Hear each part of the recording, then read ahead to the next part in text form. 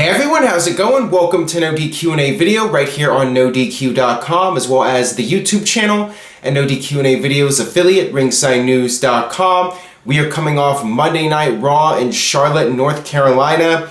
We have a new women's champion, Sasha Banks, beating Charlotte on Raw for the third time.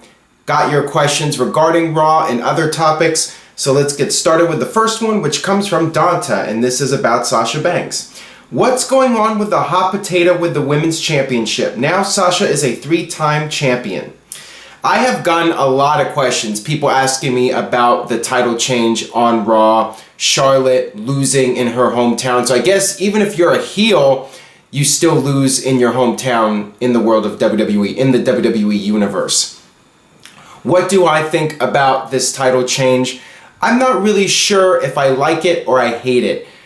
I think that the title should not be going back and forth so much, and I find it a little strange that Sasha wins it for the third time on Raw instead of winning it at a pay-per-view or something like that. And the other thing I find strange is that it looked like WWE was moving on from Charlotte versus Sasha Banks.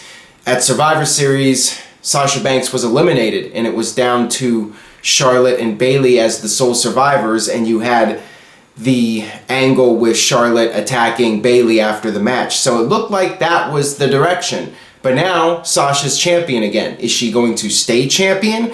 It seems like every month I'm asking this question. Is WWE going to turn Sasha heel and do Sasha versus Bayley at WrestleMania, which is what I thought they were doing all along back at SummerSlam.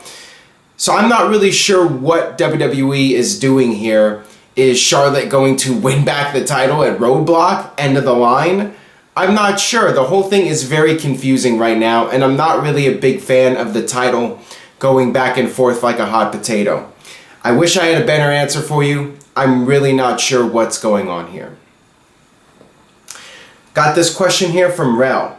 Yo Aaron, is it just me or does Charlotte seem to no-sell a lot during her matches? And this is a first-time asker. I really do not notice it personally. I mean, if there's no selling going on from Charlotte, it's not just her. I think in general, people in WWE today are selling less than they did before. It's funny, I was watching a Nitro from '97 right after Spring Stampede, after the Randy Savage versus DDP match, and both guys came out after the match and they were very banged up. DDP had this shoulder strap on and he had a black eye, and Randy Savage was on crutches. So these guys were selling their injuries in a big way. And Triple H would even do it. After a big match, he would come out with the bandages and all that. It does seem like in today's WWE era, the guys are going out there having faster paced matches, and because of that, they're doing less selling. So I think it's just a general thing. I do not see Charlotte specifically selling less than anybody else, really. I think that pretty much everyone, regardless of what division you're looking at, they are selling less in general. This one comes from Broken Boulder Fist. What's the deal with Roman Reigns and the US title? He's done nothing for the belt, and it's such an afterthought at this point. The deal with Roman Reigns is that he's back in the main event picture, and that was the eventual plan. Roman Reigns went into the US title picture because of the heat from the suspension, and now that that has died down, Roman Reigns is back in the main event picture, and also with WrestleMania season, Roman Reigns is getting the big push again. It was inevitable that this would happen, and the fans are rejecting it again. I mean, Roman Reigns got a lot of boos on Raw, even in a city like Charlotte, which tends to cheer the traditional baby faces more than other cities like Chicago or New York or Toronto. Roman Reigns is going to be pushed as the guy, the big dog, regardless of whether he's the US champion or the women's champion or whatever. Roman Reigns is going to get the big push. As far as the US title goes, I mean, some people might argue that, hey, Roman Reigns is the US champion, it makes the title more valuable. But on the other hand, he's coming out there, and some people think it's disrespectful how he has it over his shoulder. Others feel he's not defending the title. And of course, WWE conveniently forgets about the 30-day rule when it benefits them. So when it comes to Roman Reigns, yeah, there's no such thing as a 30-day clause where you have to defend your title in 30 days. But if you're Daniel Bryan and it's 30 days, you're stripped of the title. But of course, Daniel Bryan had a very serious injury with Roman Reigns. They just conveniently do not want to mention it. And it's weird. I would go with a title versus title match if I was booking it, or do some sort of storyline where Kevin Owens went for the U.S. title and then failed to win the title, and then he had to defend his title against Roman Reigns. And again, I'm not a big fan of, even though it does make sense for a challenger to beat the champion, the problem is that Kevin Owens has been booked fairly poorly as the Universal Champion, in my opinion. I mean, I do not even recall him successfully defending the title cleanly, winning a match clean. Now, some will argue, well, heels are supposed to cheat to win. The problem is that Owens is the world champion, and I think with the world title, it's a little bit different. I'm fine with the mid-card champion, like the IC champion or the US champion, cheating to win all the time, like The Miz, for instance. But when you're the world champion, you're supposed to be the very best in the world. And I think that it hasn't really been established that Kevin Owens is the best in the world. I mean, it's basically been established that he was handed the title and has won by fluke every single time in his title defenses. And that doesn't make the title more important or add more prestige to the title. So I'm not sure what the deal is, other than Roman Reigns is getting the big push and he just happens to be the US champion, so that's all part of his big push. This one comes from Sean T. Flick.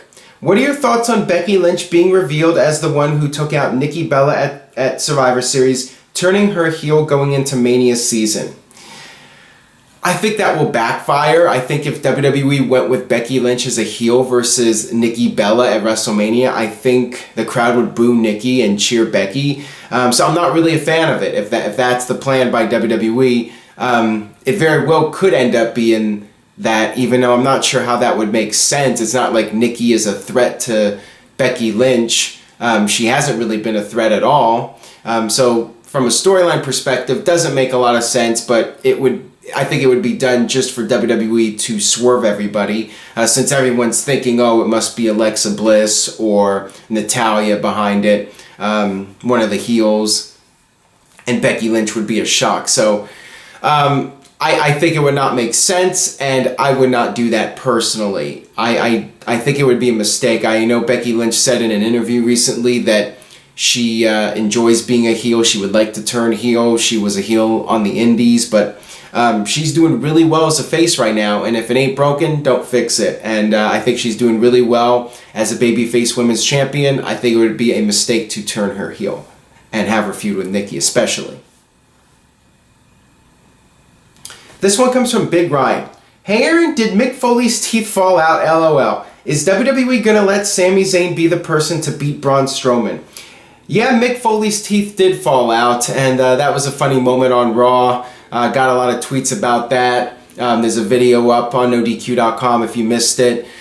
Regarding Sami Zayn beating Braun Strowman, I think it's unlikely. I think that Braun Strowman is being built up for somebody else, possibly Roman Reigns. I mean, that could happen, or somebody else. So I'm not expecting it. I think they'll do this storyline where Sami keeps fighting, and even when he's beaten down time and time again, he keeps coming back, and that's the story that they're telling. You know, it reminds me of like Undertaker versus Jeff Hardy, and if WWE did this storyline correctly, theoretically, Sami Zayn could be elevated more in defeat than if he actually beat Braun Strowman by portraying him as like this guy who's an underdog who just keeps coming back and you can't get rid of him. And that seems to be the storyline that they're doing right now. So we'll see what happens, but I'm not expecting Sami to beat Braun Strowman. I think that's very unlikely.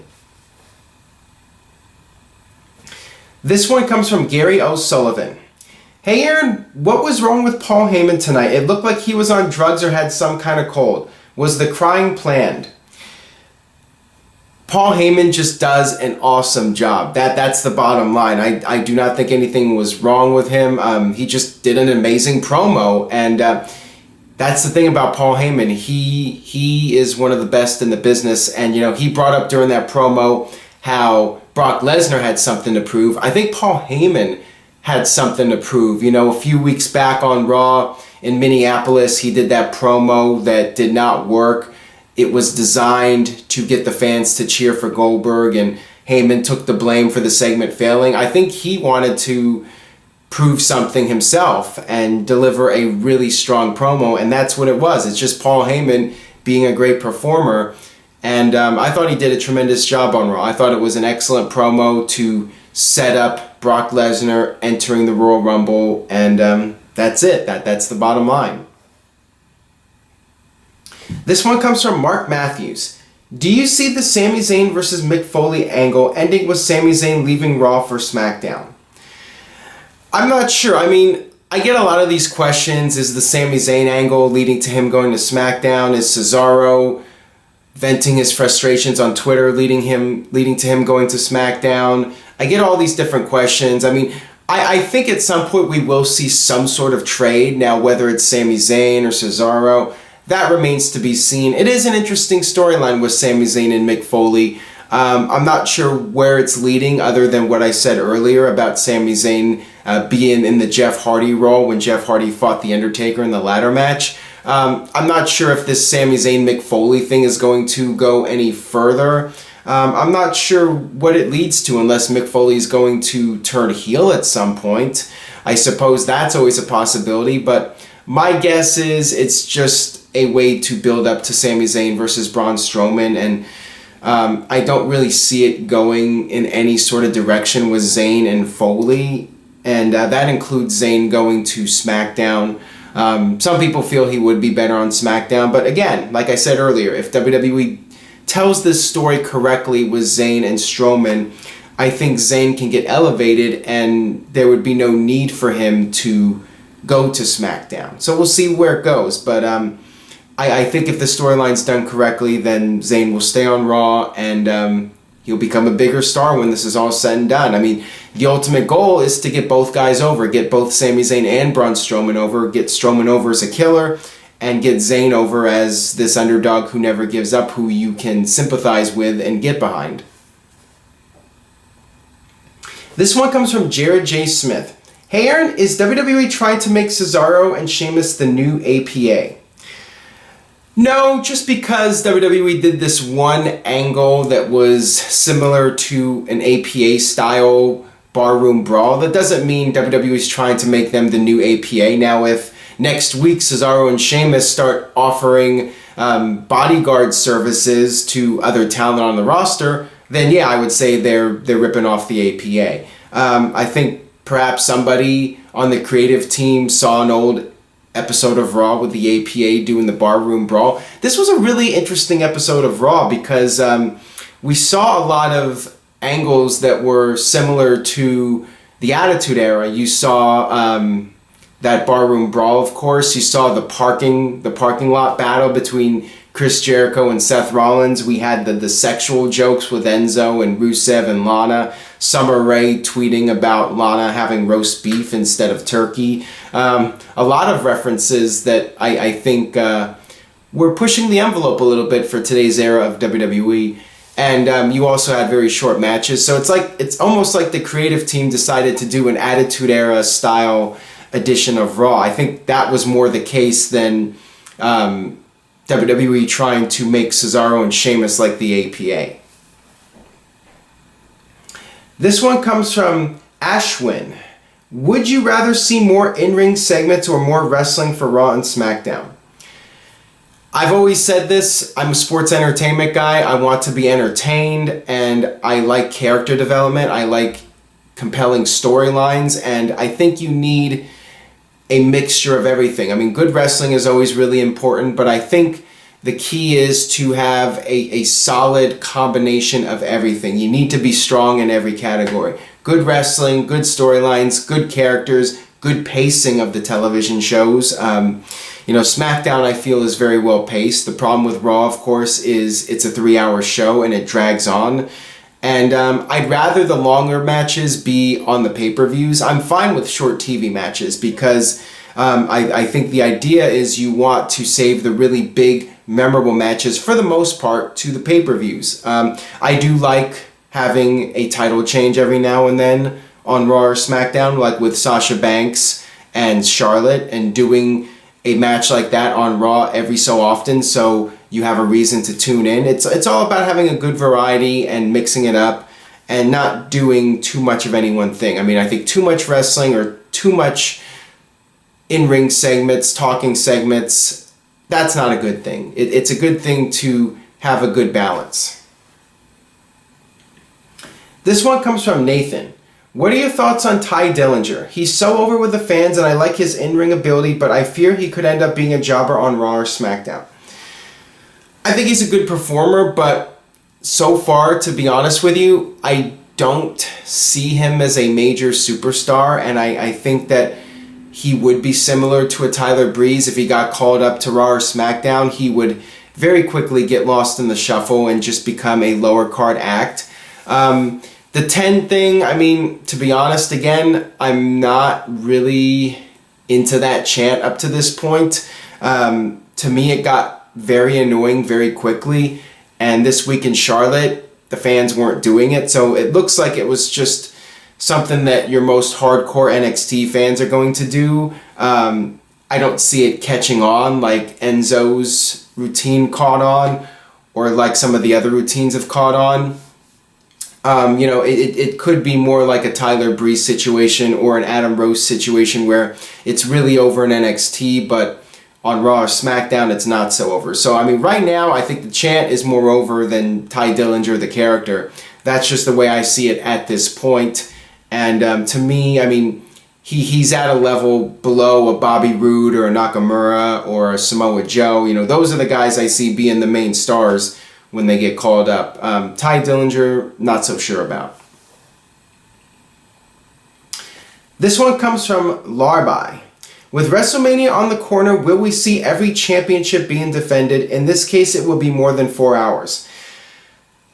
Every title should be defended at WrestleMania. I think that it's stupid when you have WrestleMania being a 7-hour show and there's a title not being defended. I think that would be really dumb. So, yeah, I think every title should be defended. And again, I'm not a big fan of the 7-hour pay-per-views. I think WrestleMania should be 4 hours max. And with a 4-hour show, you have every title defended. I mean, it's WrestleMania. And yeah, it really did bug me back in 2003, I think, when the tag team titles were not defended, and other years where the IC title wasn't defended. I mean, there's no excuse not to have the titles, all the titles, on the line at WrestleMania. And especially when it's a 7-hour show. I mean, come on now. Got this one here from Tyler Joseph Smith. How would you feel about Chris Jericho winning the Royal Rumble and challenging Kevin Owens at WrestleMania? WWE has invested so much time in this Jericho-Owens storyline that I almost want to see this happen now. I mean, for months now, the main focus has been this Jericho-Owens relationship, and I feel like WWE almost has to do this at WrestleMania now, at least have these two face off at WrestleMania. I'm not sure if it'll be a title match or not. I could see Roman Reigns winning the Universal title. Maybe Finn Balor wins the Rumble as a surprise, and then you have Reigns versus Finn Balor at WrestleMania for the title, and then you have Owens versus Jericho in a singles match. I mean, I don't think that Owens and Jericho needs to be for the Universal title, but yeah, I mean, I would like to see that match at WrestleMania. I don't see Jericho winning the Rumble just because of his situation where he's working with Fozzy and, he's not committed long-term to WWE. He's just kind of going month to month with the company. So I think it's unlikely he wins the Rumble, but yeah, I would like to see Owens versus Jericho at WrestleMania. With all the build and hype for it at this point, I think you almost have to go in that direction. Yeah, they could do it at the Rumble, but to me, you've already invested so much, why not go all the way with it? That'll wrap it up for this edition of No DQ&A video. Thanks as always for watching. If you enjoyed today's video, please share it on Facebook and Twitter. Subscribe if you haven't already. Make sure you check out the previous edition of NoDQ&A video that I did over the weekend. Check that out. Check out the latest on NoDQ.com regarding TLC. TLC predictions will be up soon, so stay tuned for that, and I will see you guys next time.